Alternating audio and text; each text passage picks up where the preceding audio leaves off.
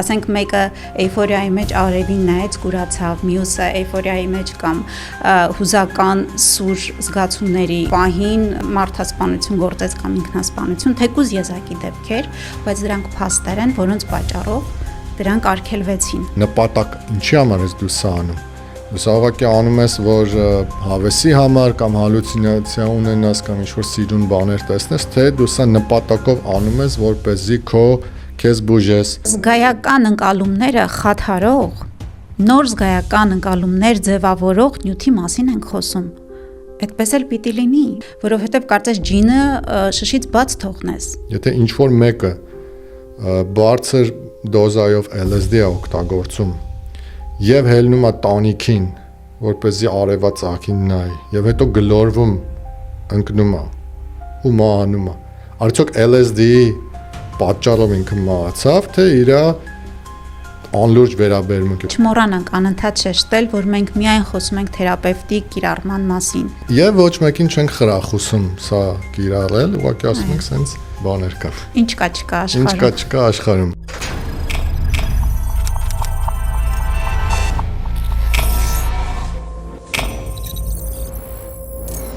Բարև ձեզ Սերգեյ։ Բարև Լիլիթ ջան։ Վերջին տարիներին կտրուկ փոխել եք ձեր կյանքը։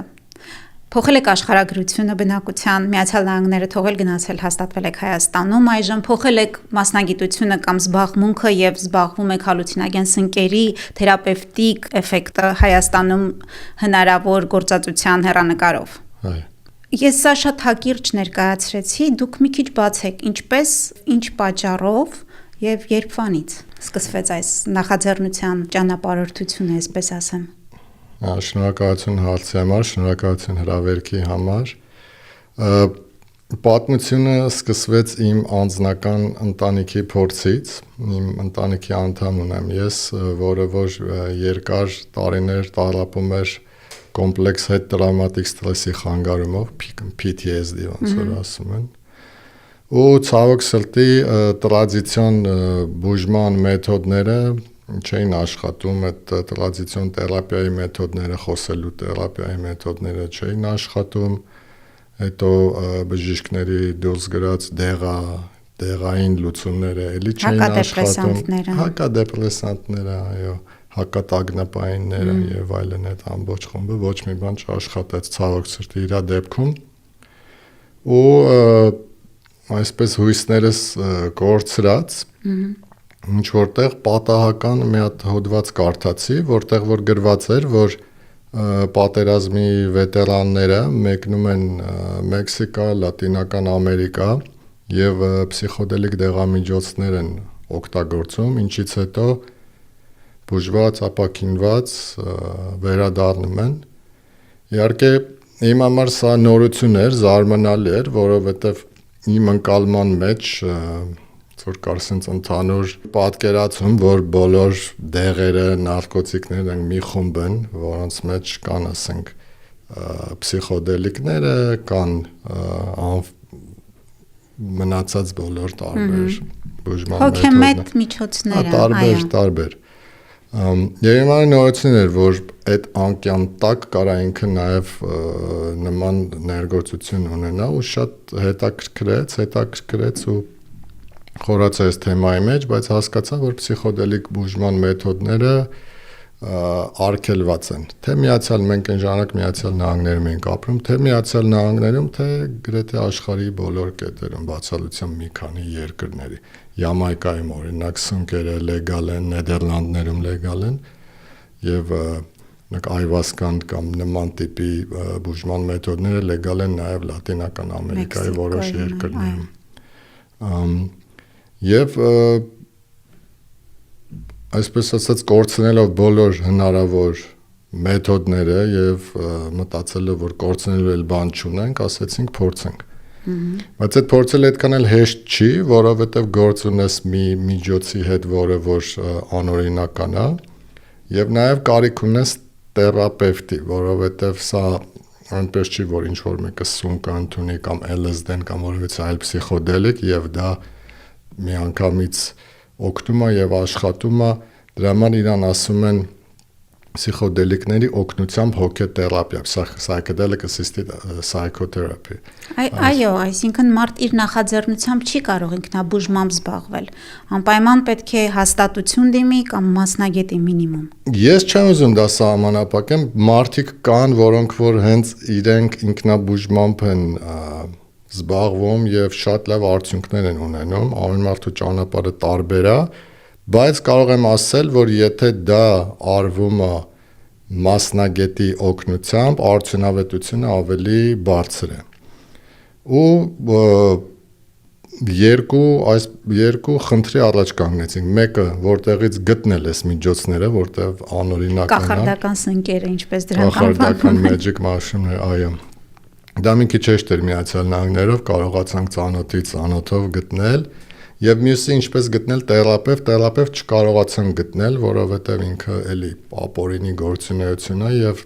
թերապևտը չի ուզում իր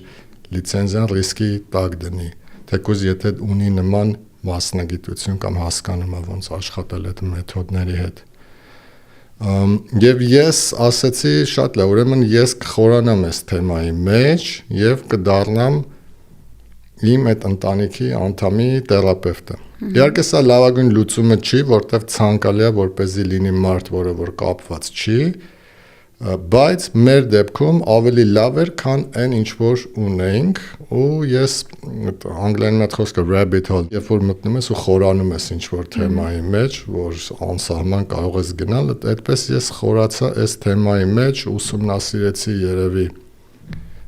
100-ավոր գրքեր, ինչ որ նյութ կար, հետո արդեն training-ներ անցա մի կազմակերպություն կա MAPS-ը, կոչվում է Multidisciplinary Association of Psychedelic Studies, ինքը որ Միացյալ Նահանգների կարելի ասել ամենահարգված կառույցներից է այս ոլորտում, եւ MAPS-ը ունի նաեւ training ուսուցողական ծրագիր, ես այդ դիմեցի այդ ծրագրին եւ բախտ ունեցա ընտրվելու որպեսզի այդ training-ը անցնեի, այդ training-ը անցա։ Իրենք ներողություն մասնավոր կազմակերպություն են, թե ինչ հաստատության ներքո են գործում։ Իրանք non-profit են,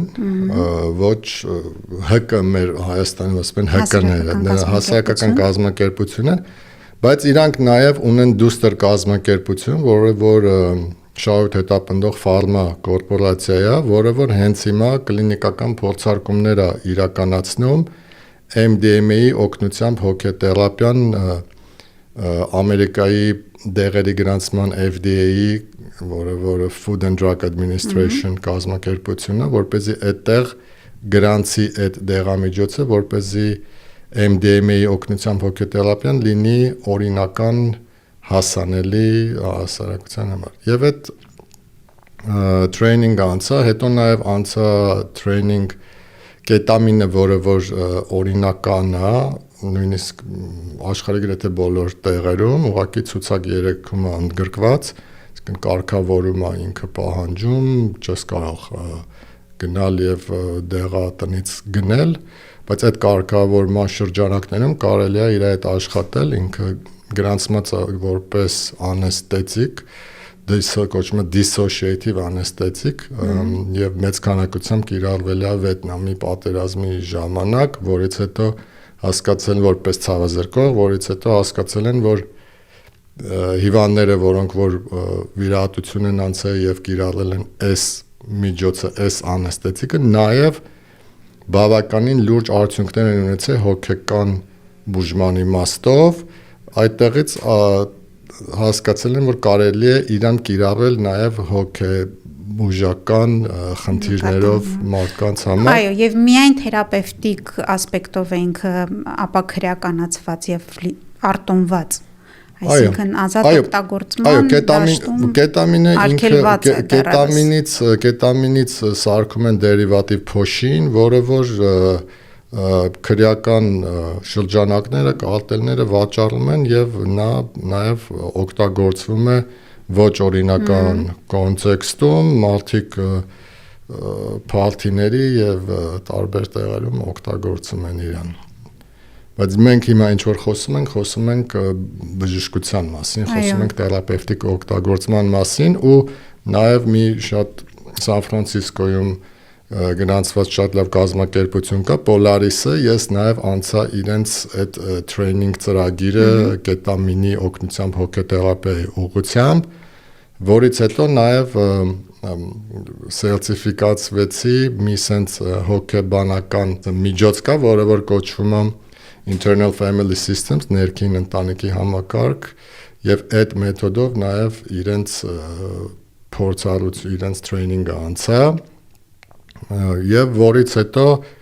եկա մի տեղ, որ ասացի արդեն ես ունեմ բավական գիտելիքներ, բավական ինքնավստահություն ձեռք բերեցի, որպեսզի աշխատեմ այդ իմ ընտանիքի անդամի հետ եւ իհարկե մի քանի սեսիայից հետո արդյունքները աննկարագրելի էին, որովհետեւ տագնապներ, քրոնիկ տագնապների մեջ էր այդ իմ ընտանիքի անդամի տագնապները վերացան, իր ընկալումը կյանքի, իր վերաբերմունքը կյանքի փոխվեց, այսինքն ես հիմա չեմ կարող ասել, որ ինքը 100%-ով վերականգնվել է, 100%-ով առողջացել է, բայց տարբերությունը սարեր ձորերի է։ Ու տեսնելով, թե ինչպես սա օգնեց իմ ընտանիքի անդամին, տեսնելով սա ծոր իմ կաշվի վրա, դա տեղի ունեցավ մեր Արցախյան պատերազմը։ Եվ ես Միացյալ Նահանգներում էի այդ ժամանակ ապրում, բայց ակտիվ հետևում էի ինչ էր այնտեղ կատարվում եւ նաեւ կապի մեջ էի իմ գոլեգաների հետ, ովքեր հոգեբաններ են, հոգեբուժներ են, եւ հասկացա, որ պատերազմից հետո ունենք տասնյակ հազարավոր վետերաններ, ընտանիքի անդամներ, տեղահանված մարդիկ, որոնք որ տառապում են հետտրավմատիկ ստրեսի խանգարումով, այդ PTSD-ով ու ինչպես եւ ամբողջ աշխարհում ցավոք սրտի ժամանակակից բուժման մեթոդները շատ քչերին են կարողանում օգնել եւ ասացի, որ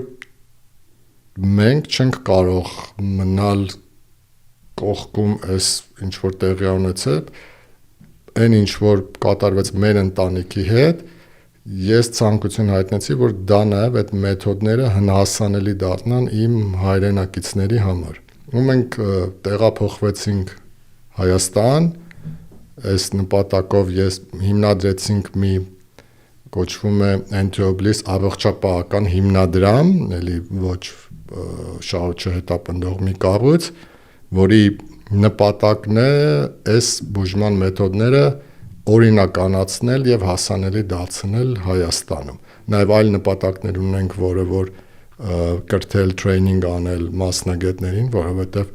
մենակ լեգալացնելը հերիք չի, նաև պետք է մասնագետը լինի այդ միջոցներով աշխատելու համար, եւ երրորդ ուղղությունը ընդհանուր, այսպես ասած, public awareness, մարդկանց կրթելը, բացատրելը, թե սա ինչ է, թե եւ որն է տարբերությունը, ասենք փողոցային օգտագործման եւ թերապևտիկ օգտագործման։ Դուք ասում եք, ես ցանկություն ունեցա դա Հայաստանում օրինականացնել, բայց դուք հասկանում եք, չէ՞, որ ձեր ցանկությունը ինչքան քիչ է, եթե խոսքը վերաբերում է աշխարհով մեկ արգելված, բացառիկ դեպքերում միայն արտոնված եւ ապաքրեականացված, օրինականացված չէ, ապաքրեականացված ավելի ճիշտ բուժամիջոցի մասին, հալուցինոգեն սնկերի մասին եւ շատ երկար ճանապարհ պիտի անցնել մանավանդ Հայաստանում, որովհետեւ կարծես ջինը շշից բաց թողնես դրա ապաքրեականացումը եւ մասնագետներ են պետք եւ հետազոտություններ են պետք։ Կարծում եմ մղոններով հեռու ենք այդ օրվանից։ Դե գիտեք, հիմա հռոմն է մի օրում չի կառուցվել, բայց երբ որ տեսնում ես այդ լույսը թունելի վերջում, տեսնում ես եւ նպատակները բարի են եւ տեսնում ես սա ինչպես կարող է փոխել մարդկանց կյանքերը, դեպքում դանդաղ եւ հաստատուն քայլերով գնում ես առաջ։ Ու մի ուրիշ բան ասեմ, հիմա Միացյալ Նահանգներում ակտիվ մեծ քանակությամբ կլինիկական փորձարկումներ են գնում տարբեր պսիխոդելիկ միջոցների օրինականացման շուրջ եւ իմ խորին համոզմունքն է, երբ որ սրանք օրինականանան, շատ հնարավոր է, որ օրինակ LSD-ի օգնությամբ հենց հիմա կլինիկական փորձարկում է գնում դեպրեսիայի դեմ։ Դա ենթադրվում է, որ 26-27 թվին FDA-ը, Food and Drug Administration-ը կգրանցի կօրինականացվի։ Psilocybin սունկը, որը որ ձեր ասած այդ magic mushroom-ն է, այդ սնկերի շուրջ նաև էլի բազմաթիվ կլինիկական փորձարկումներ են գնում, էլի տարբեր հոգեբուժական խանգարումների դեպքում տագնապների, դեպրեսիայի, սուիցիդի ուղղությամբ, որոնք որ էլի սպասվում է, որ մինչև 27-28 թիվ կօրինականանան։ Հիմա տեսեք, դուք ասում եք կօրինականանան, բայց խոսքը ընթացքի մեջ գտնվող հետազոտությունների մասին է։ Ձեր ասած հետազոտություններից ամենախոշորը երևի Ջոն Հոփքինս ինստիտուտինն է այս պահին ընթանում, որը Միացյալ Նահանգների ֆեդերալ ֆինանսավորմամբ է վերջին 22 թվին կարծեմ, թե 21 թվին սկսվել։ Մինչ այդ եղել է մասնավոր ներդրումներով։ Սակայն խոսքը դեռ հետազոտական փուլում գտնվող գործընթացի մասին է, psilocybin-ը հետազոտելու, տեսնելու կողմնակի էֆեկտները եւ արդյոք արժի հանուն էֆեկտի, դրական էֆեկտի գնալ այդ ռիսկին եւ դարձնել լիցենզավորված դեղամիջոց թեկուզ եւ ծանր հիվանդությունների համար, բայց այնտեղ դեռևս վտանգը մնում է կողմնակի էֆեկտների, որոնց պատճառով 60-70-ական թվականներին դարձավ քրեականացվեց դրանց օգտագործումը։ Թեկուզ մեկ պատճառով, թեկուզ 1-2 եզակի դեպքի համար, ասենք մեկը էյֆորիայի մեջ արևին նայեց, կուրացավ, մյուսը էյֆորիայի մեջ կամ հուզական սուր զգացումների պահին մարդասպանություն գործեց կամ ինքնասպանություն, թեկուզ եզակի դեպքեր, բայց դրանք փաստեր են, որոնց պատճառով դրանք արգելվեցին հենց Միացյալ Նահանգներում եւ աշխարհով մեկ։ Լեջան, իհարկե շատ լավ հարց եք տալիս, բայց ոնց որ երկու խմբից էր բաղկացած ձեր հարցը, ես անդրադառնամ առաջի խմբին, որը որ կլինիկական փորձարկումներն են։ Տեսեք, ցանկացած նույն Հայաստանում էլ այդպես, Հայաստանում դեղերի գրանցող կազմակերպությունը, ինչպես նաև FDA-ը Միացյալ Նահանգներում պատասխանում է երկու հարցի։ Հարց համար 1. Արդյոք այս դեղամիջոցը էֆեկտիվ է, այսինքն օբյեկտիվորեն գնահատվում է պացիենտի վիճակը, եթե ունի այդ դիագնոզը եւ ինչ մակարդակի է դա, որտեղ կա նաև կրիտերիա, պիտի բարձր լինի այդ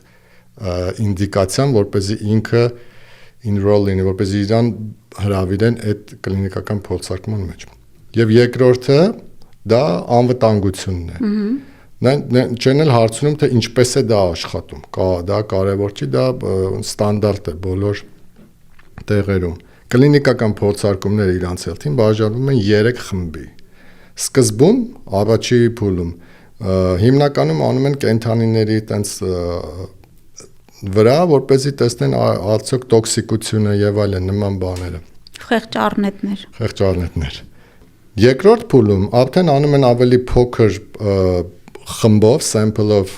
կլինիկական փորձարկում, կարող է մինչև 50 հոգանոց, արդեն տեսնում են այդ էֆեկտիվությունը, այս ամեն ինչի։ Հիմա այն ինչի մասին ես խոսում եմ, արդեն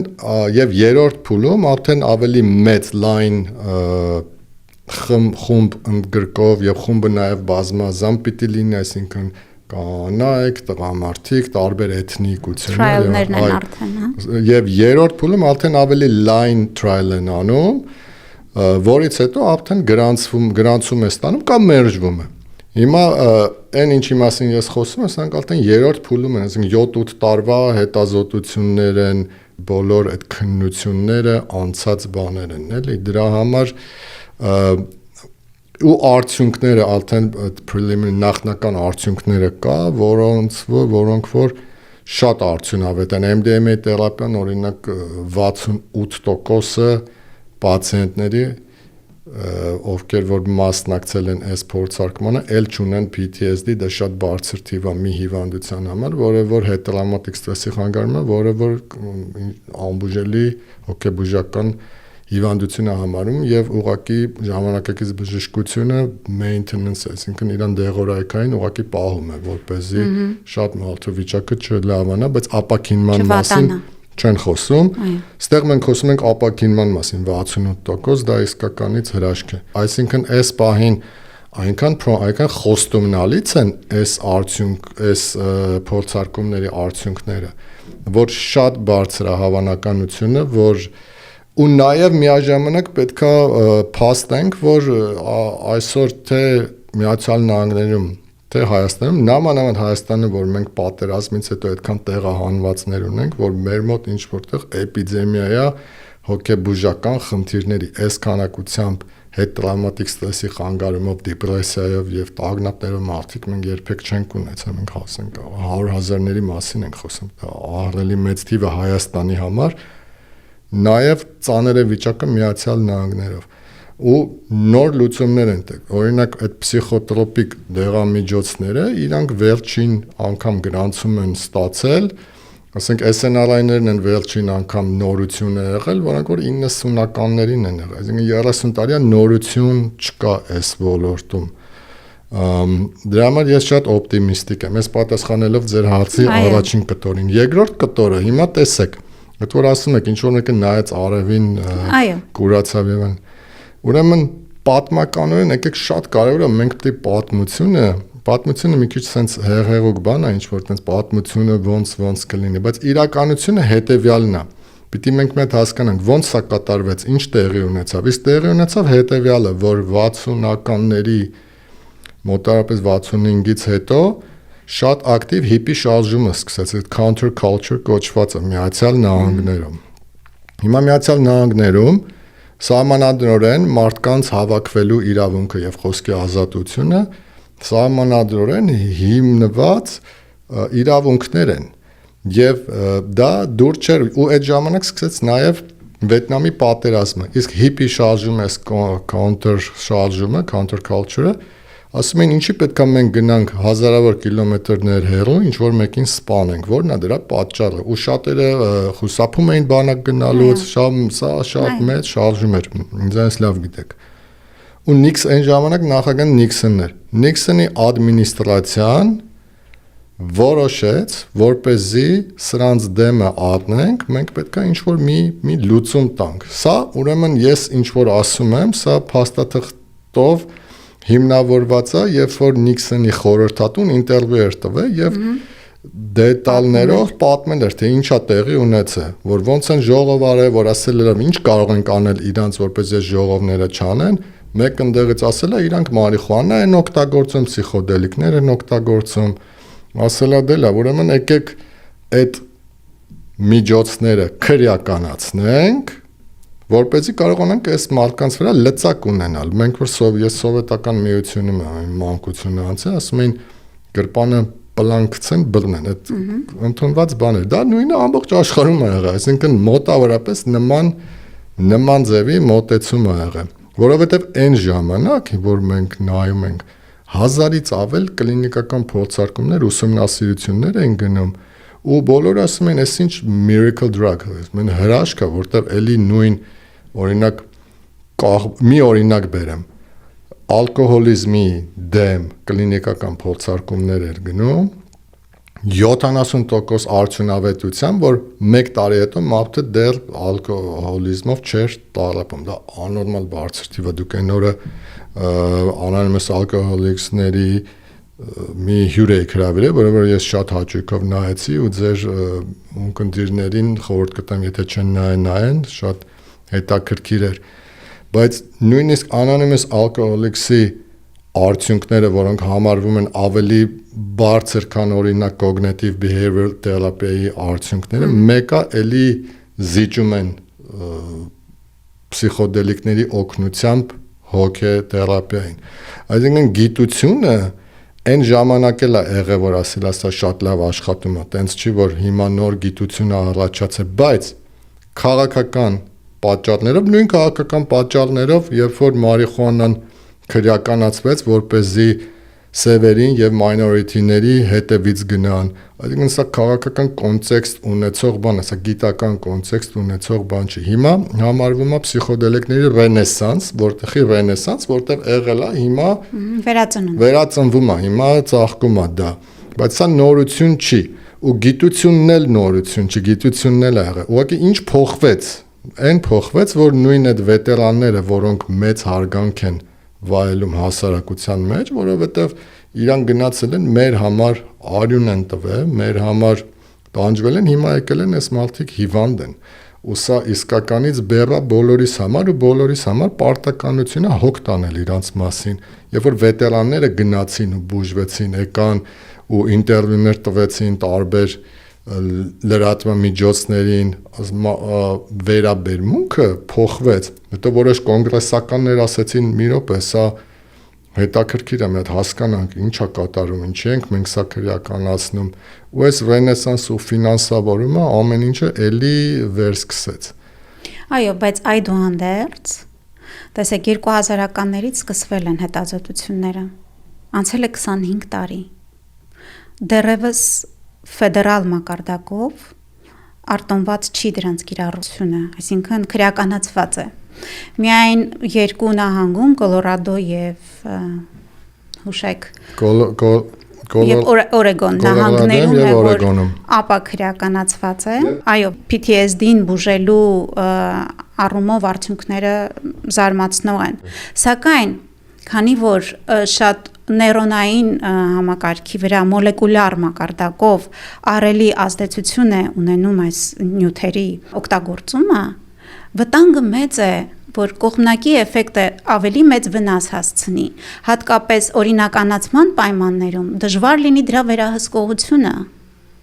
Եվ եթե դրա առևտրայնացումը մտնի, բիզնեսը մտնի այս դաշտ, առավել ևս երբ շահը գերակայի մարդու անվտանգությանը, պետությունը կարծում եմ, թե այս հաշվարկների մեջ շատ չի շտապում։ Ֆեդերալ մակարդակով մնում է արգելված։ Ֆեդերալ մակարդակով մնում է արգելված, այո, բայց տեսեք, օրինակ ոչ թե 2000, դրանք փոքր ուսումնասիրություններ եղել, ամենալայնածավալ ուսումնասիրություններից մեկը, որը հենց այդ MDMA assisted psychotherapy-ն է, ինչի մասին ես խոսում եի, որ MAPS-ն էր անում, 16 թվականին է սկսել, այդքան էլ շատ վաղուց չի, ու նման մի բան, որը որ ունի ձեր ասած ռիսկերը ու պահանջում է նաև այդքան ժամանակ։ Մենք հիմա խոսում ենք 5-ն ենք մոտավորապես 9-րդ տարին ենք մտնում։ Բայց մենք հիմա, տեսեք, խոսում ենք բժշկական կիրառման մասին։ Միայն։ Հա, այս պահին չենք խոսում ապաքրեականացման մասին, այս պահին չենք խոսում օրինականացման, ես երբ տեսնում եմ դա գալու է։ Չի կարա չգա։ Բայց այս պահին մենք հիմա խոսում ենք բժշկական կիրառության մասին, որովհետև այն ինչ որ քրեական է ու այն ինչ որ մարդիկ հիմա այս պահին օգտագործում են, դա արդեն կա։ Այսինքն այն ինչ որ մեկը եթե օգտագործելու է դա այլ կոնտեքստում այդ վտանգները իր ռիսկով ընդունելով, այդտեղ այդ դաշտ դեռ մենք չենք մտնում։ Զուտ խոսում ենք այն մասին, որը որ բժշկությունն է, այն մասին, որը որ մարդիկ են, որ ունեն հոգեբուժական խանգարումներ եւ իրենց կարող ենք օգնել, հասնել, որտեղ այլ միջոցները չեն օգնում եւ իրենց կյանքերը փրկել։ Օրինակ կլինիկական փորձարկումների մեջ, երբ որ նայել ենք այդ 250-300 հոգուն ու նայել ենք ինչ side effect-ներ են լինում եւ արդյոք ինչ որ մեկը կախվածության խնդիրը, դա կարգավորողին ամենաշատը դա է ուզում, անկեղծ ասեմ, ես կախվածություն, այո։ Ոչ մեկը կախվածության խնդիր չի առաջացել։ Հա միգուցե sample-ը փոքր է, բայց դա այս պահին փաստ է։ Side effect-ներից եթե խոսում ենք, side effect-ները մինիմալ են եղել, օրինակ աչքերի բիբերի լայնացում, արյան ճնշման բարձրացում, որոնք որ ժամանակավոր են եւ անցնում են։ Չէ, բայց էլի շարքը մեծ է, գիտեք, այնտեղ փսիխոզ մինչև, շիզոֆրենիա, փսիխոզ։ Տեսեք, շիզոֆրենիա, ուրեմն ով կարա այս դեղերը ընդունի։ Շատ լավ հարց եք բարձրացնում։ Ուրեմն եւ կան կրիտերիաներ, ով չի կարա, ում պետք է մերժել որպեսզի այս դեղամիջոցներ ու ովքեր որ ունեն օրինակ շիզոֆրենիա, ովքեր որ ունեն ընտանիքում շիզոֆրենիա, այսինքն գենետիկական հակում։ Այսինքն կար նաեւ գենետիկական չի, բայց մարդիկ ովքեր որ ունեն հակում, իրենց չի խրախուսվում եւ փորձարկումներում էլ իրանց չեն ընդունում ու եթե սա առաջ Աստված ընդունվի եւ օրինականանա, էլի իրենց բժիշկը չի դեղատոմսը չի գրելու եւ չի աշխատելու իրանց հետ։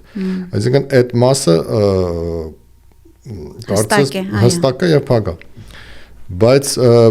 Մյուս կարևոր բանը, որ սա շատ կարևոր բան է, որ պսիխոդելիկների օգտագործման համար կոչվում է set and setting. Set-ը դա, այսինքն mindset-ն է, միտքդ որտեղ է դու այս միջոցը, որ օգտագործում ես, օրինակ այդ օրը դու նեղվային ես, ջղագրգիռ ես, ուրեմն քեզ պետք չի ինչ որտեղ ես դու հիմա այս օգտագործելուց, դա կարևոր հանգամանք է, անել թե չանելը, հետո intention-ը, նպատակ, ինչի համար ես դու սա անում, դու սա ուղղակի անում ես, որ հավեսի համար կամ հալուցինացիա ունենաս կամ ինչ-որ սիրուն բաներ տեսնես, թե դու սա նպատակով անում ես, որպեսզի քեզ բուժես, օրինակ հասկանաս ինչի ես ծխում, ինչի ես խմում, ինչի ես անում, այսինքն նպատակը շատ կարևոր է սա։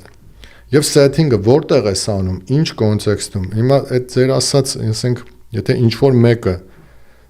բարձր դոզայով LSD է օգտագործում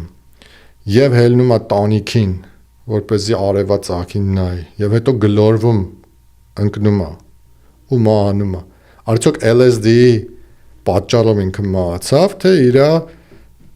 անլուրջ վերաբերմունքի, որովհետեւ թերապևտիկ setting-ում թերապևտիկ, երբ որ կիրառվում է, դա արվում է մարդը օրինակ պարկում է բազմոցին, հեռախոսները անջատվում է, հանգստություն, թերապևտը անընդհատ իր հետ է, սրանք այդ ձեր ասած ռիսկերը փակում են, թույլ որպեսզի չլինի։ Հետո օրինակ լինում է ինչ-որ մեկը MDMA է օգտագործում, գնում է party-ի, ջերմությունը բարձրանում է, հիպոթերմիա է ունենում կամ սառում է հիպերթերմիա է ունենում, բայց ջրազրկվում է կլինիկական եղանակով, երբ որ ադմինիստրացիան լինում է, իր կողքը էլեկտրոլիտներով ջուր է դրված, ինքը եթե մրսում է իր վրա միած սիրուն վերմակ է գցվում, եթե շոկվում է, հանվում է, այսինքն այդ բոլոր ռիսկերը չկան եւ մյուս կարևոր բանը ինչ է օգտագործում։ Տեսեք, այսօր քանի որ այս միջոցները անօրինական են, ցավոք սրտի, սրանից միայն օգտվում են քրեական օղակները, կարտելները, որոնք որ իրանք են արտադրում, իրանց լաբորատորիաներում եւ պաշտ չի ինչ է այդ դրա մեջ։ Այս վերջերս նայել են եւ ինչ ասես չենք թե լվացքի փոշի, եւ ամենակարևորը կարող վտանգավոր բան է լինի ֆենտանիլը, որը որ մահաբեր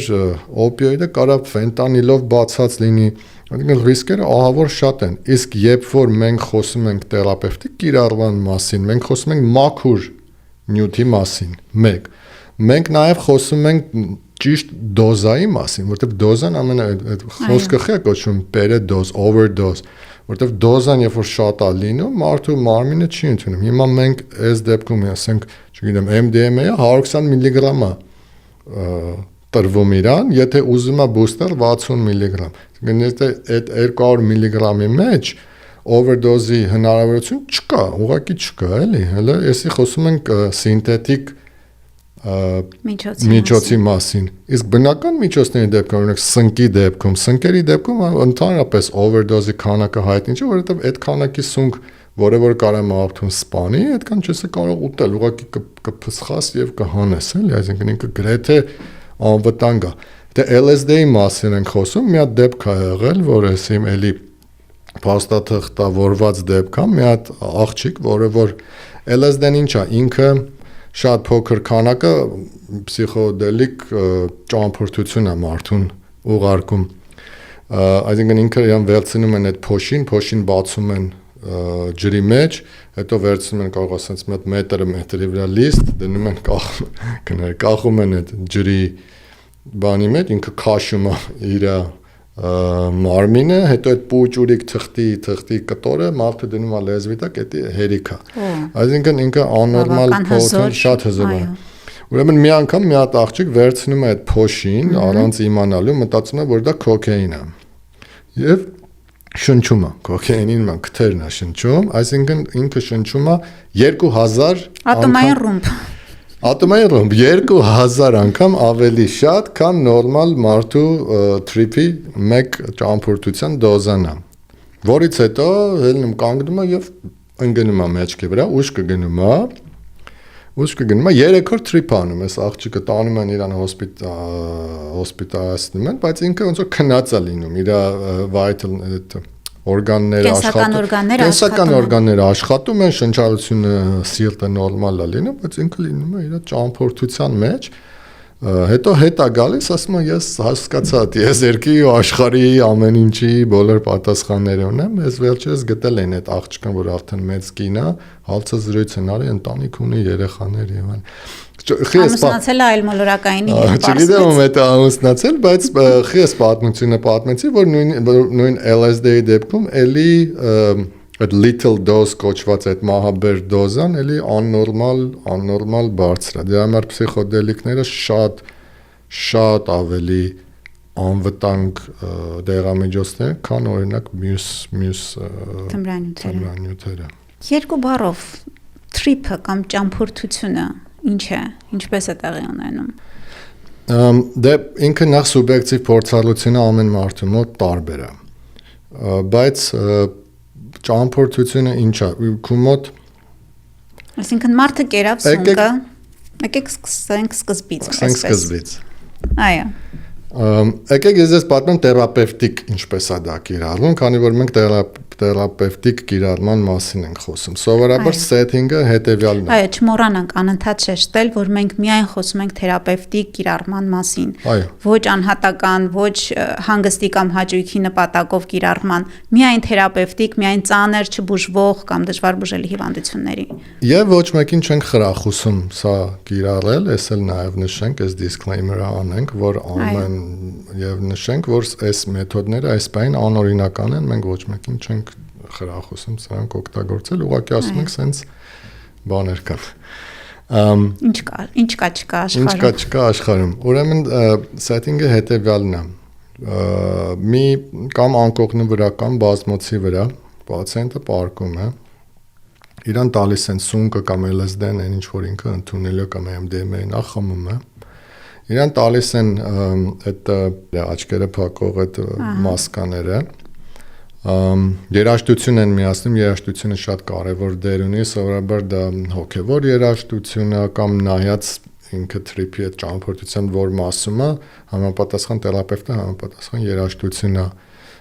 միացնում, ցանկալի է որ բառեր չունենան այդ երաժշտությունները, որպեսզի իր ճամփորդության մեջ նաև օգնեն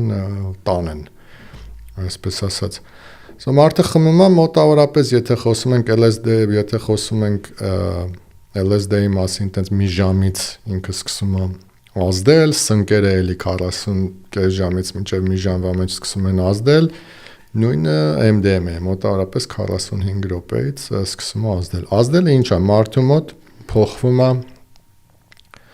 perception ընկալումն է փոխում, տեսողական բաներ կարա փոխվի, կարա հալյուցինացիաներ կարող ունենալ։ Դե հիմա տեսեք, մեկը ասում է հալյուցինացիա, մեկը ասում է սա ուղղակի ես տեսնում եմ, սա իրական է, ուղղակի մենք մեր այս զուգահեռ իրականություն, ուրիշ չափման մեջ եմ մտնում, այո, հիմա ես չգիտեմ սա հալյուցինացիա թե իրականություն է, այդ դաշտը չեմ ուզում մտնել, բայց սկսում են ինչ-որ բաներ տեսնել, ինչ-որ բաներ զգալ MDMA-ի դեպքում նաև մարդու մոտ արտադրվում ու նաև քանի որ նաև LSD-ն էլի մոտարապես ու սնկերը իրար շատ մոտ են իրանք խմբով աշխատում են նոր ռեցեպտորային համակարգի միջոցով սերոտոնին համակարգի միջոցով իր մոտ նաև արտադրվում է սերոտոնին մեր գլխում մենք ունենք մի հատ համակարգ որը որ պատասխան է տալիս մեր կոգնիտիվ ընկալման համար։ Օրինակ հիմա ես որ նայում եմ այն լույսին, իմ մոտ ունեմ ես մի հատ բազա, որտեղ որ ասում է, եթե մոտավորապես այնտեղ լույս է, դա արև չի, երևի լույս է, բայց ոչ թե 0-ից ես հիմա փորձում եմ հասկանալ, սա ինչ է, հետո հասկանում եմ լույս է, նույն ասում եմ լույս է։ Բազա է գալ, եթե հերվում նայում եմ կանաչ ինչ-որ բաներ է, տենց մի ձողի նման մի բանի, իմ այդ default mode network-ը ասում է, սա ծառ կլինի մոտարապես, դրա համար մենք ընկալում ենք, տեսնում ենք, որ սա ծառ է։ Հիմա այդ փսիխոդելիկների ժամանակ այս default mode network-ը հանգստանում է ահագին, շատ հանգստանում է։ ինչը թույլ է տալիս նոր նեյրոնային կապերի, նոր ընկալումների, նոր նեյրոնային ձևավորումների համար։ Շատ լավ այդ Imperial College London-ը մի հատ ուսումնասիրություն ունի, այդ նկարը շատ տարածված է։ Ես մի հատ խումբ ունեմ, Psychedelic Assisted Psychotherapy Facebook-յան խումբը, ամենամեծ խմբերից մեկն է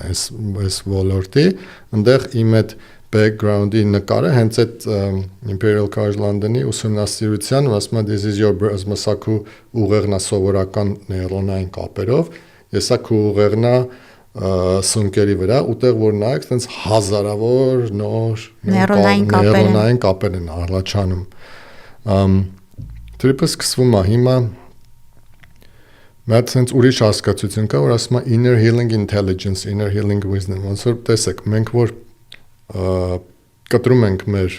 մաշկը վեր կա լինում, մենք հրաման չենք տալի մեր մաշկին ուղեղով, որ ինքը բուժի։ Ինչ որ մի intelligence կա, ինչ որ մի wisdom կա մեր մարմինի մեջ, որը ինքնստինքյան սկսում է բուժել։ Հիմա կա թեորիա, որ նույնպեսի wisdom մենք ունենք մեր հոգեկան, հոգեբանական խնդիրների համար։ Ու երբ որ այդ default mode network-ը անջատում է, որ գլխով մենք կառավարենք, այդ wisdom-ն է։ Ինչ որ գիտելիքա մեկը ասում է աստվածային է, ես իհարկե բաներ է, որ չեմ կարող դրան կոմենտ անել, բայց մի բան կա, որը որ ասում է արի քեզ մի բան ցույց տամ քո մանկությունից,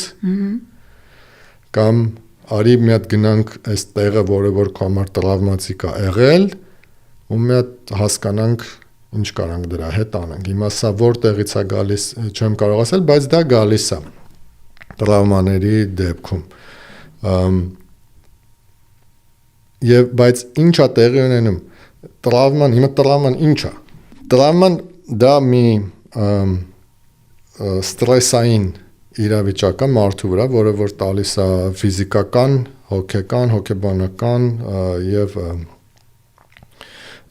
հիմնականում սրանք են։ Խիստ ստրեսի տակ է դնում մարմինը, որի արդյունքում ինքը չի կարողանում համակերպվի ոնց որ Մարսի այդ իրավիճակը եւ դա դառնում է տրավմա։ Այսինքն հիմա ենթադրենք ես ու ինչ որ մեկը մեքենայով վարում ենք, ավտովթարի մեջ ենք ընկնում, այո, սա ինչ որ մի քիչ վախենալու է եւ այլն, բայց վաղը ես էլի նստում եմ մեքենայի ղեկին, էլի վարում եմ, չեմ մտածում, որ հեսա ավարիա եմ ունենալու, այդ վախը իմ մեջ չկա այդ տագնապը, բայց ով որ իր համար դա տրավմա է դարել այդ երևույթը, ինքը վախերա ձեռք բերում տագնապներ, ինչ որ զգացում, որը որ կարա լինի նաև մարմնային, կարա լինի հոգեբանական, եւ իր համար դժվար է մեքենա նստելը։ Եվ տրավմաներն իրանց հերթին 3 խմբի են բաժանվում։ Տրավմա, որը որ մի կարողանում ես pinpoint անես բերես ինչ որ մի կոնկրետ տրավմայի, օրինակ բռնաբարություն կամ տեսան ոնց ընկերս մահացավ, ինչ որ մի բան որ կոնկրետ դեպք է։ Երկրորդը դա քրոնիկն է, որ երկար, ասենք ինչ որ մի երեխա է, որ abusive ոնց է տանջող ընտանիքում է ու իրան չարչարել են անընդհատ տարիներով, դա քրոնիկն է եւ կոմպլեքսն է, որը որ մոտավորապես էլի մոտ է քրոնիկին, որը էլի որ պերիոդիկ տանջանքների մեջ է մարդը հայտնվում։ Հիմա տրավմայի դեպքում հիմա եղել է որևիցե տրավմա, այս տրավման այս մարդը չի կարողացել մարսել եւ դա դարձել է հետտրավմատիկ ստրեսի խանգարում, որը որ այսօր այս մարդուն չի թողում ինքը լիարժեք ապրի իր կյանքը, որովհետև մենք մեր գլխուղեղի մեջ ունենք մի հատ օրգան, որը որ կոչվում է ամիգդուլա, հայերեն կներեք բառը չգիտեմ ոնց է թարգմանվում, ուրեմն ամիգդուլան ինքը մեր fight and flight symptom, որը որ փախի կամ պայքարի մեր բնական բնազդն է, fight, flight or flee բնազդն է, որը որ բոլորիս մոտ կա, հիմա ասենց մի հատ եթե այնտեղ կռիվ լինի բան ձայներ լսվեն, մեր մոտ ամիգդուլան ակտիվանալու է, որտեղ ինչ որ ներվա, այդ հասկանանք ինչա լինի, վտանգ կա որտեվ։ Վտանգի ընկալումն է։ Հիմա այս մարդկանց մոտ այդ ամիգդալան ակտիվ է, հիպերակտիվ է։ Ու ակտիվ է այն ժամանակ, երբ որ գրեթե պատճառ չկա էլ։ Այսինքն պատկերացրեք, ասում է անընդհատ, ասում է այրվում է, այդ կարմիր լույսը վառվում է, մարդը կանգնում է, նայում է, ծուխ չկա, բան նստում է, մեկը էլի ասում է այրվում է։ Ու տենց այս մարդիկ ապրում են, էլի, ինքը իսկականից շատ ծանր հիվանդություն է, տրավմատիկ ստրեսի խանգարում, անընդհատ վերապրում է։ Այո։ Մյուս բացասական բանը, քանի որ այս մարդկանց հետ այդ վատ բանը տեղի է ունեցել, նաև իրենց ընկալումը աշխարհի նկատմամբ փոխվում է։ Աշխարհը ավելի վտանգավոր տեղ է, աշխարհը ավելի վատ տեղ է, որտեղ աշխարհում է եղել, որ իրեն բռնաբարել են, աշխարհում է եղել, որ իր ծնողը չի եղել այնտեղ, որ իրան օգնի, աշխարհում է եղել, որ իր ծնողն է հենց իրան այդ օրը գցել, աշխարհում է եղել, որ իր ընկերը պայթել է տանկի մեջ։ Աշխարհը վտանգավոր տեղ է։ Հիմա այս միջոցները, երբ որ մարդիկ ընդունում են, այդ ամիգդալան հանգստանում է։ Սա fMRI-ներով ապացուցված բաներ եմ էլի ասում։ Այդ ամիգդալան հանգստանում է։ Հանգստացավ սա մի բան։ Նեյրոնային բազմաթիվ հիմա սենց կապեր է գնում։ Սկսում են գլխի մեջ օրգաններ, որոնք որ իրար հետ չէին աշխատում, սկսում են աշխատել։ Հիպոկամպուսը, որը որ մեր հիշողության համար պատասխանատու բանը, նաև ինքն է ակտիվանում, որտեղ մի հատ գնանք թվում է թե հիշողությունն է պետքա կոմպրեսել, պահել, մենք դա ենք փորձում անենք, բայց ինքը այնտեղ կա, տակից չարչարում է, ակտիվանում է ու նեյրոնային կապերով ու այդ մեր այդ ասած այդ wisdom, այդ գիտակցությունը, ասում արի մի հատ գնանք այս տրավման, մի հատ հասկանանք ինչ եղավ, ոնց եղավ ու եթե ասենց ավելի պատկերավոր պատկերացնենք, ոնց որ կամերան գնում է այդ դեպքը, բայց արդեն դու դեպքին նայում ես ոչ թե որ ես էի մեղավոր, որ ինձ բռնաբարեցին, որ այդ մութ փողոցով գնացի, այլ ու զուգահեռ չմոռանանք ասել, որ արդեն դու ունես մեծ քանակությամբ դոպամին, սերոտոնին եւ օքսիտոցին։ Օքսիտոցին հորմոնը մի հատ որը որ մեծ քանակությամբ արտադրվում է, երբ որ մայրը երեխա է ունենում ու մոր ու երեխու մոտ մեծ քանակությամբ արտադրվում է, իրան նաև սիրո հորմոն են ասում եւ այդ սիրո այդ կապի համար է պատասխան տալիս, որովհետեւ այդ խեղճ աղջիկը անքուն մի շաբաթ ու այդ ցայների ու այդ չքնելու այդ ամեն ինչի մեջ որպեսզի այդ երեխուն չբռնի ու գցի երրորդ հարգից մենակ սերտա պետքա բնությունը հոգացել է դրա առատ արտադրության մասին, այո։ Հիմա այդ մեծ քանակությամբ օքսիտոցինի, դոպամինի, սերոտոնինի մեջ եւ ամիգդալան հանգստացած մարդը նաեւ սկսում է հասկանալ, որ ինքը իրեն այլ կերպ վերաբերվելու միրոպը իմ ինչ մեղքն է։ Այդ ինքն էր սրիկան, որ եկավ ինձ բռնաբարեց, այդ այսինքն դա դուրս է գալիս։ Իմ ինչ մեղքն է, որ իմ ծնողը ինձ ես վատ երեխա չէի, երեխա է, որ իմ ծնողը ինձ ծեծում էր։ Կամ ես ինչ եթե խեմ ես ինձ մեղադրում, որ ընկերներս մահացան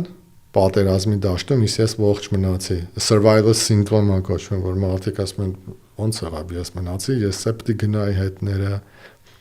Հիմա այդ ազդեցության տակ այդ դեպքերը, երբ որ մարդը հիշում է, ընդհակառակը ինքը ասում է, չէ, ընկերներս, որտեղ որ իրանք են այդ երկնային թագավորությունից, կուզեն ես ապրեմ, շարունակեմ իմ կյանքս, իրանց չապրած տարիները ապրեմ, այսինքն իրա մոտ փոխվում է ընկալումը տրավմայի, այսինքն որտեղ տրավման ինքը էլի եղել է, չենք ժխտում, բայց ոնց է ինքը վերաբերվում է տրավմային առանց վերապրելու։ Ու երբ որ դա տեղի ունենում, նոր նեյրոնային կապեր են առաջանում։ Մյուս շատ կարևոր բանը իմ համար ես ինչի մտա այս թեմայի մեջ, որ սա մի հատ բան չի, որ մարդ ամեն օր այդ հոգեբուժական պսիխոտրոպիկ դեղերի նման ամեն օր խմի։ Սա մարդկա կարող է մի սեսիայով լավանա, մարդկա կարող է 10, տենց չի որ ինքը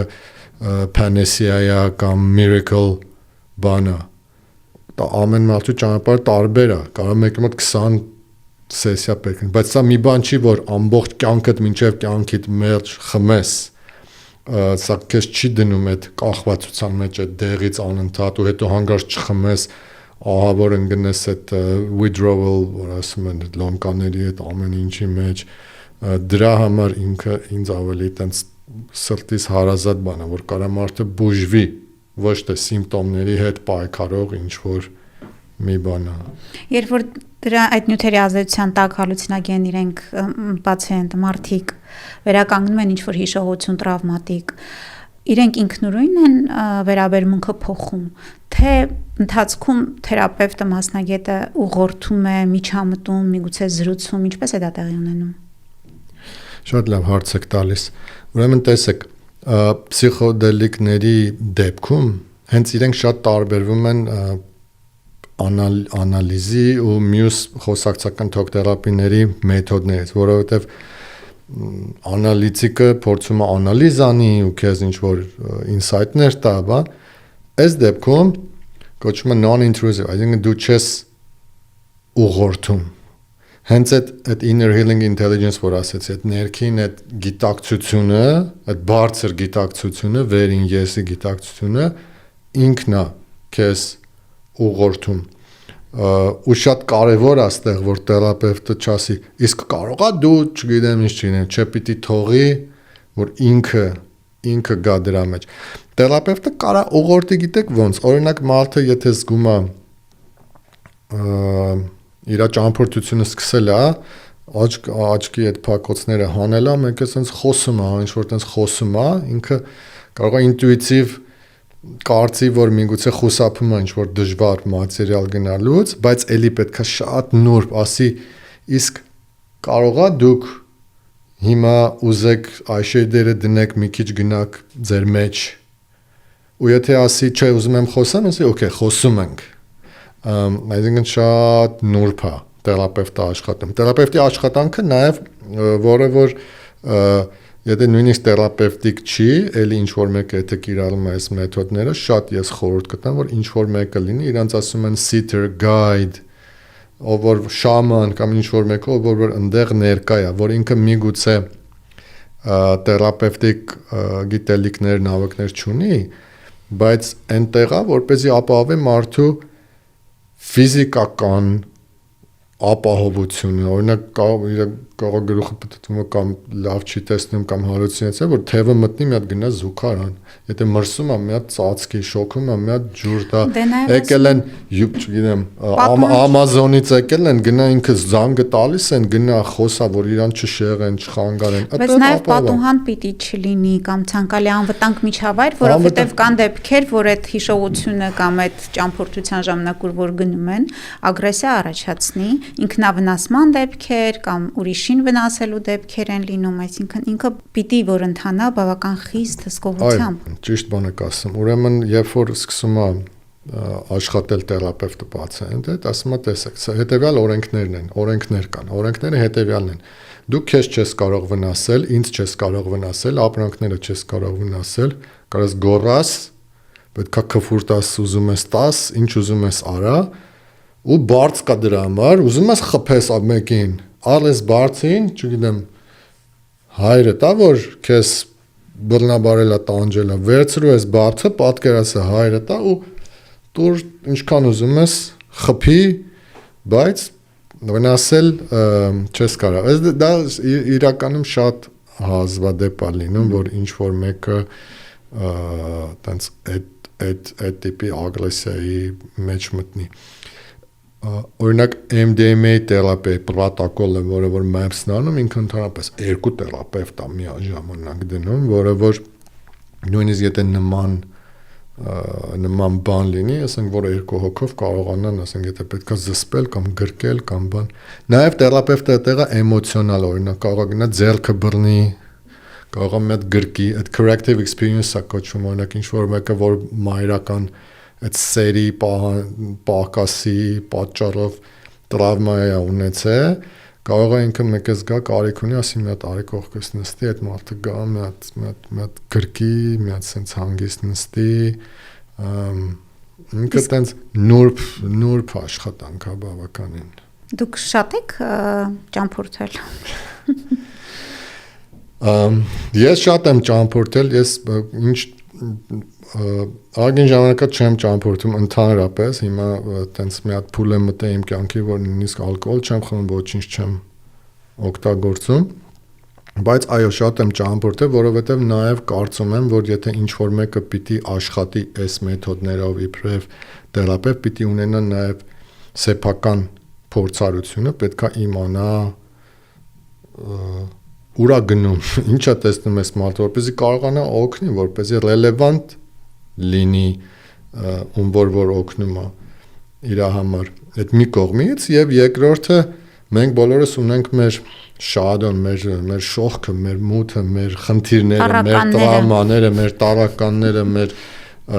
քլոզետի մեջի սկելետները, այդ սա բոլորս ունենք ու դրա համար որպեսզի կարողանաս ուժես sense մի հատ հասկացություն կա wounded healer, վիրավորված բժիշկը։ Հենց դու պետք է մի հատ վիրավորվես, մի հատ որ հասկանաս, հետո բուժես քեզ այդ հանգստությանը գած, որտեղ եթե դու հանգստություն չունես ու մարդը ասում է, վայ, ես ի՞նչ է կատարվում, քո մոտ էլ է պանիկա լինի, դու այդ պանիկան հետո հաղորդելու ես իրան, բայց երբ որ դու ունես այդ հանգստությունը, վստահությունը medicine-ին, վստահությունը այն ուժերին, այն իր inner healer intelligence-ին, որը որ իրան տանելու է, վստահությունը վերին ուժերին, Աստծուն, ասենք ես ինչ որ ասում եմ, կրոնական բան չեմ ասում, ով ինչին հավատում է, տիեզերքին, դու այդ հանգստությամբ ասում ես, այո, դժվար է քեզ, բայց ես քո հետ եմ, ու կգնամ այնքան, ինչքան կարող եմ, կարող եմ մինչև ես քո հետ չեմ կարող գալ, բայց ես վստահ եմ, որ քո հետ գալու եմ այնքան, ինչքան որ հնարավոր է, որ քո հետ գամ։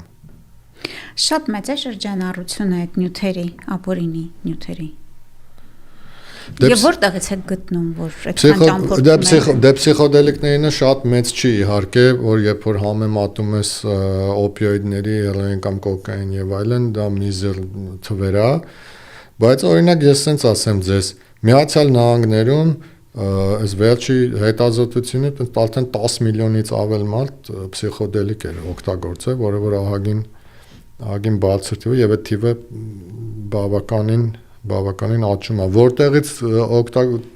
ճարել ես իհարկե չեմ կարող ասել, բայց ձեր հարցով փորձով։ Դե ասում են բոլոր կոնտինենտներում, բոլոր մայրցամաքներում աճում են սնկերը օրինակ, բայց խնդիր է առաջանում, որ սխալ սունկ են վաճառում, հաճախ թունավորումներ են լինում, հաճախ վատ դեպքեր սխալ դոզավորումից, այև։ Հիմա մի հատ ուղղություն կա ակտիվ Միացյալ Նահանգներում, կոչվում է decriminalized nature,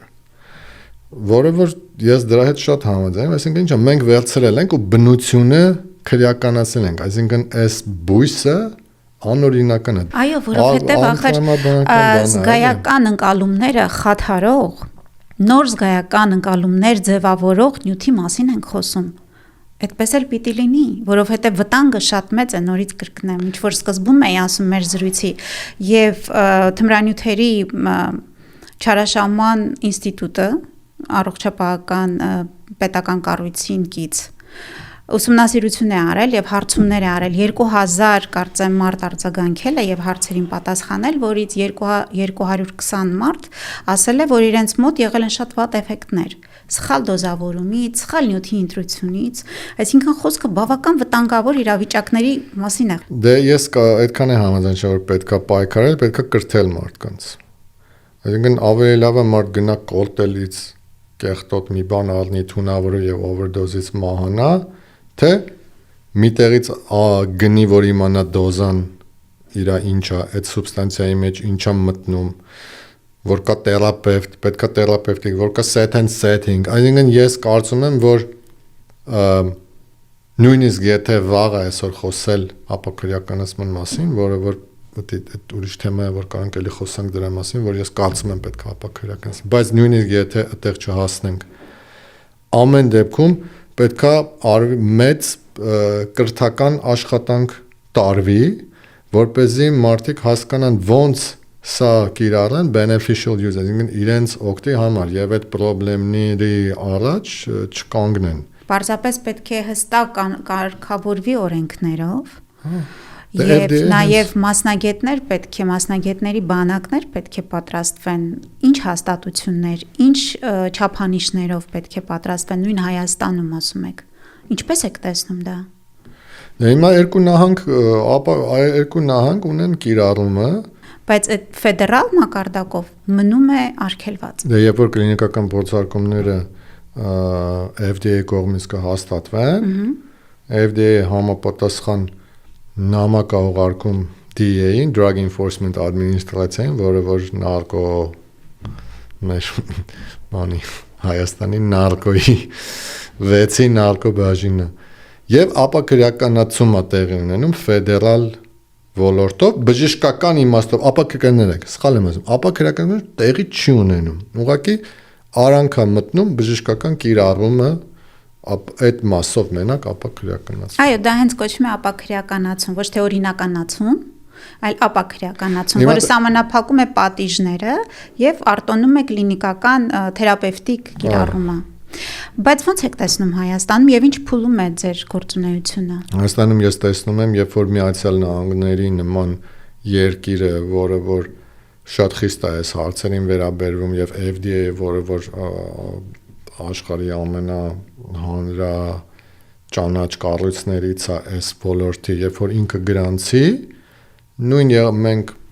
վերցնելու ենք այդ ամբողջ գրանցման փաթեթը եւ դիմելու ենք մեր Հայաստանի կարգավորող մարմինին, որպեսզի ինքը նույնպես գրանցում տա։ Այսինքն մենք չենք պատրաստում Հայաստանում կլինիկական փորձարկումներ անել։ Դե հա, դա շատ ծախսատար է։ Ինչպես որ բացի ծախսատարությունը նպատակահարմարության խնդիր կա այստեղ։ Հիմա մեր Հայաստանի դեղատներում վաճառվող դեղերի 99%-ը արտասահմանում գրանցված դեղամիջոցներ, որոնք որ ներմուծողը բերել է, գրանցել է եւ հիմա մենք կարողանում ենք օգտվել հայտնագործել, եթե Ամերիկայի պես պետությունը անում է դա, այդ ընթացքի մեջ է, բայց ձեր հասարակական կազմակերպությունը ինչով է զբաղված այսօր։ Մեր հասարակական կազմակերպությունը այսօր զբաղված է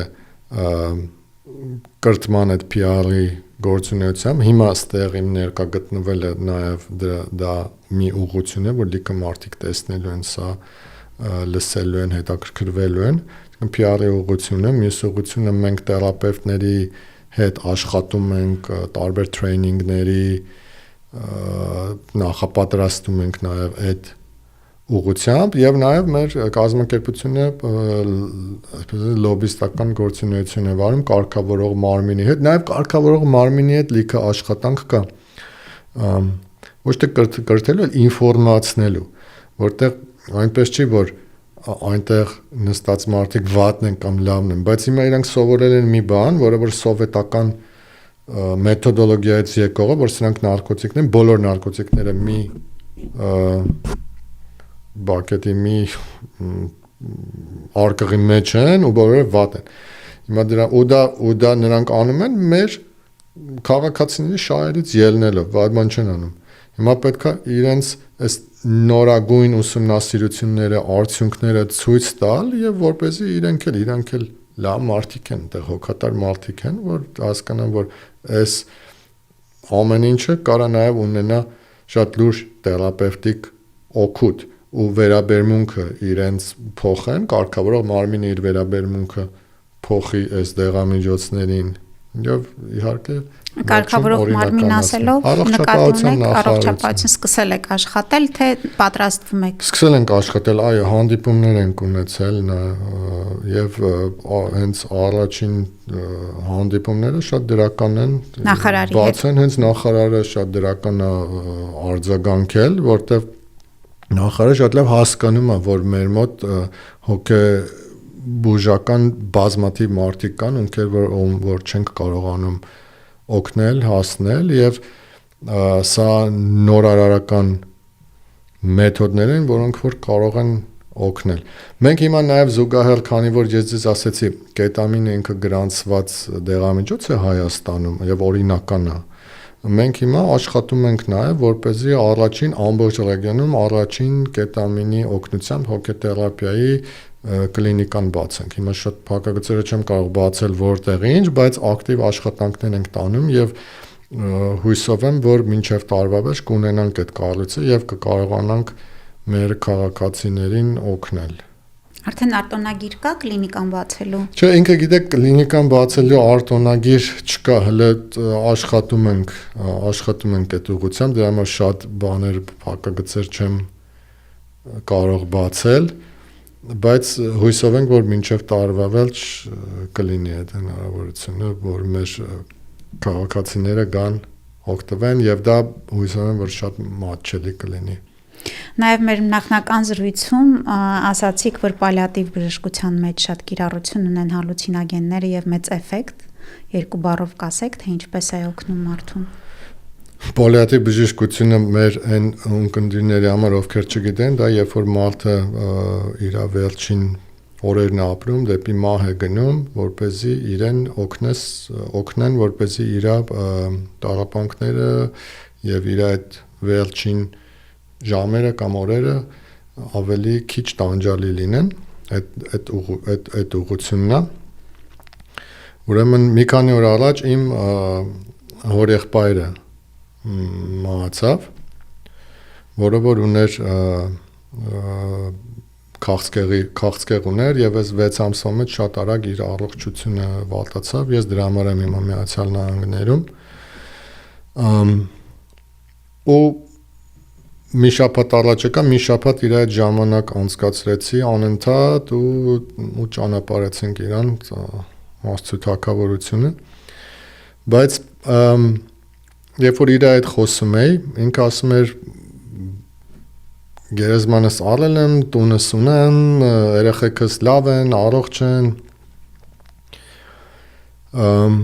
բայց ամեն դեպքում